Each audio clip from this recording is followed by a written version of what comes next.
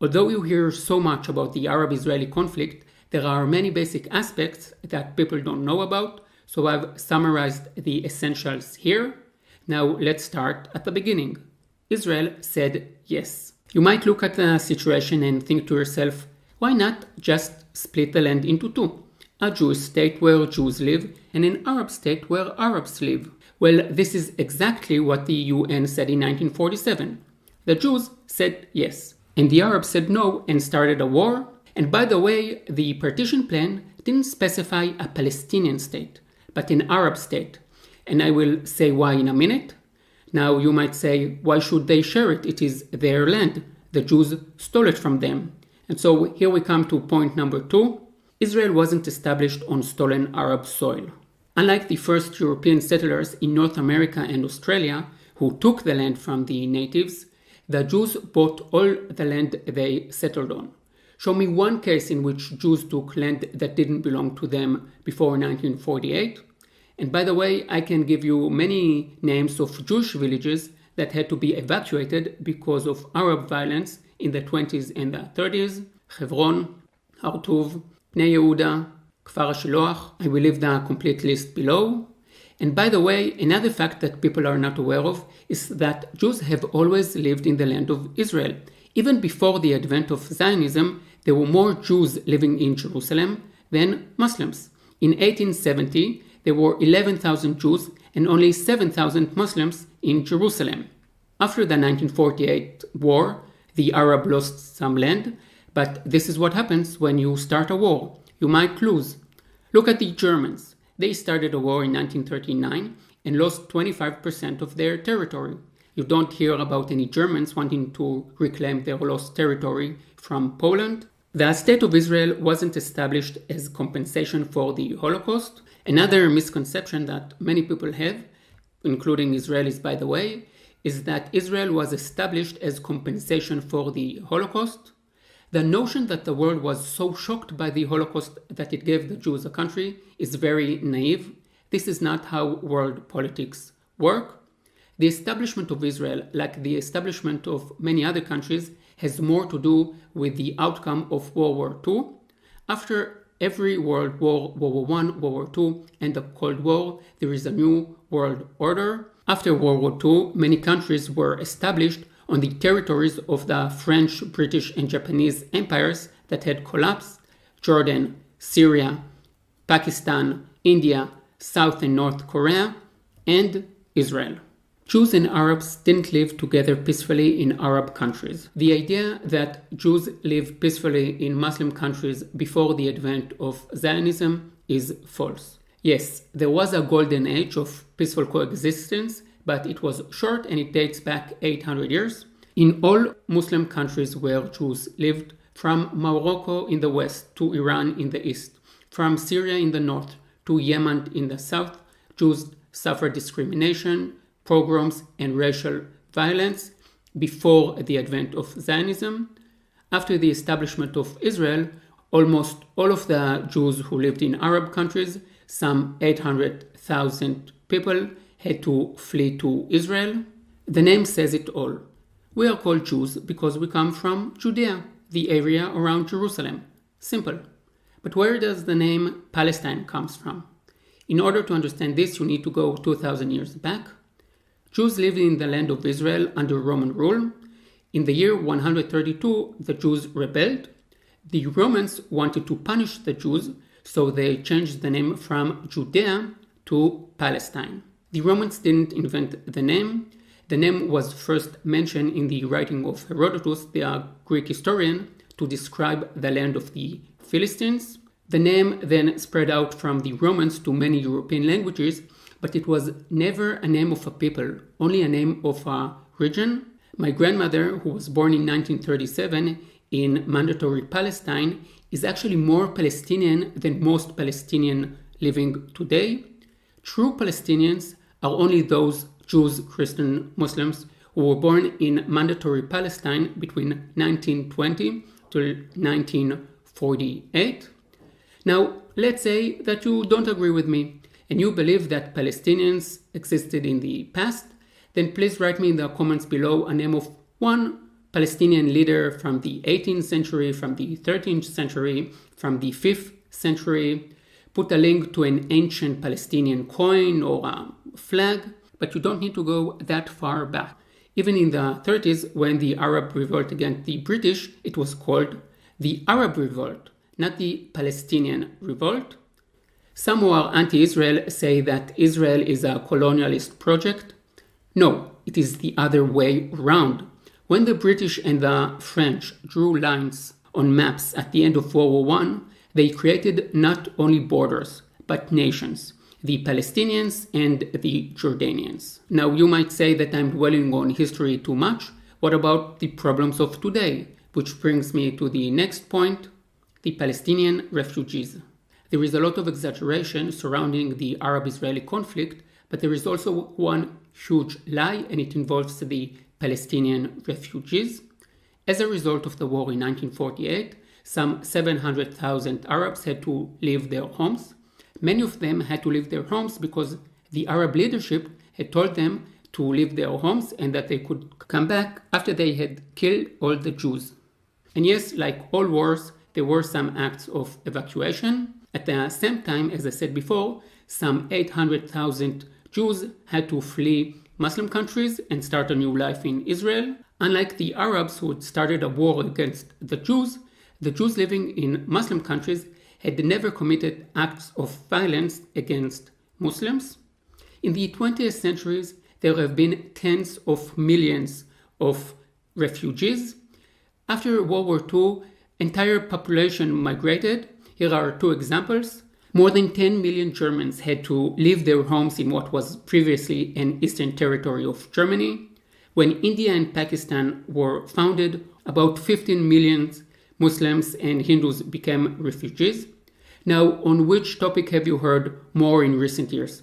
About the 700,000 Palestinian refugees or about the millions of Germans, Pakistani, and Hindu refugees? There is one topic that you hear about all the time, the Palestinian refugees. And why is that? This brings us to the next point, two refugee agencies. Here is a fact that most people don't know. The UN has two agencies for refugees. One for all the refugees in the world, and another one, UNRWA, just for the Palestinian refugees. Sounds crazy, but it is true. Just Google UNRWA. One agency for more than 200 million refugees from 1945 till today, and another one only for the 700,000 Palestinian refugees. The Palestinian refugees also enjoy a different definition to the word refugee. There is a regular refugee and a Palestinian refugee. The Palestinian refugees get to keep the title refugees and pass it on to their children and grandchildren. So with each generation, there are actually more and more Palestinian refugees. You understand? The UN, instead of helping the real people in need, is paying for the grandchildren of the Palestinian refugees from 1948. The Palestinian refugees also hold to the idea of what they called the right of return. This idea is as crazy as if all the 30, 40 million Germans would want to go back to their grandparents' home in what is today Poland. Just imagine what would happen if all the 200 million refugees from 48, 47, 49 would want to go back to what was their grandparents' home. Total mayhem. The freedom to complain. Another reason why you hear so much about the Palestinians is that they enjoy the freedom to complain. Let's say that you are watching TV and you see an Arab from Nablus complaining about the Israelis. And you think to yourself, the Israelis are really mean. Now let's think for a second on what you've just seen. A journalist could freely travel to the West Bank, where he could interview whoever he wanted. The person that is being interviewed doesn't have his face blurred, and you see his name on the screen. Now, when was that last time that you've seen a Syrian in Damascus or an Iranian in Tehran complaining about their government? The freedom to complain about the government is a luxury that most people in the world don't enjoy. Now, I hope that a day will come and all people in the world will be able to complain about their government. It is very important. But until then, it is important to remember the huge paradox. You don't see and hear the ones who are really suffering, as they are the one being silenced and you can't hear their voices. Are the Palestinians really suffering that badly? Let's have a look at the facts. In 1967, in the West Bank, the life expectancy was 48 years. Today it is 75, higher than all the Arab countries surrounding Israel. In 1967, there were no universities in the West Bank. Today, there are 11 universities and 13 colleges. In 1967, only 4 Arab settlements had running water. Today, more than 640. In Amman, the capital of Jordan, just tens of kilometers away, there is running water only 1 day a week. The Palestinians get more aid from the United Nations, the United States, the European Union, and the Arab countries than any other group. Somehow, everybody knows that the US support Israel. Nobody knows that the Palestinians get more money per capita than any other group in the history of the world. But what about the killings of Palestinians by the Israeli army? Let's have a look at the numbers. Body count. If a tree fell in a forest and 1,000 cameras filmed it, did 1,000 trees fall? Apparently so. Polls conducted in European countries show that most Europeans see Israel as the biggest threat to world peace. Israel, a tiny democracy in the Middle East. And I don't blame them, by the way. This is what the media has been feeding them for years. Now let's have a look at the numbers. So did you ever think how many Palestinians died from 1948 till today? It's around 20,000. That's it. And I will add that most of them were terrorists. Now let's have a look at who is really killing Muslims in the Middle East. In Syria, in the last 10 years, around 500,000 people died. In Lebanon, about 130,000 dead as a result of the civil war that continued from the 70s to the 90s. In Jordan, the king killed around 15,000 Palestinians in a single year between 70 and 71. About 150,000 died in a war between Yemen and Egypt, and about 1.5 million died in a war between Iraq and Iran. And the list goes on and on. Now, check and see how many articles and publications have been published against Israel in newspapers like the British Guardian or in universities like Berkeley, and how many publications were about the real atrocities that Muslims are committing against one another in the region. Israel is the smallest problem that Muslims have in the Middle East. Too bad that most Muslims and human rights organizations are not honest enough to admit this simple, obvious fact. Back to basics. I'm just an Israeli tour guide with an MA in Israeli history. I'm not the first and certainly won't be the last person that you will hear talking about this issue, though sometimes it is good to go back to basics to see what each side says about itself. In the Israeli Declaration of Independence, it says, "We extend our hand to all neighboring states and their people in an offer of peace." In the Hamas Covenant, it says, "Israel will exist and will continue to exist until Islam obliterates it." I find it interesting. They don't say that they want a Palestinian state. They say that they want to destroy Israel. And it is not only Hamas, by the way. When the PLO talks about freeing Palestine, they talk about Haifa and Jaffa. The idea that there will ever be a democratic Palestinian state is Western wishful thinking. There are no Arab countries with human rights, democracy, and all the values that are important to us.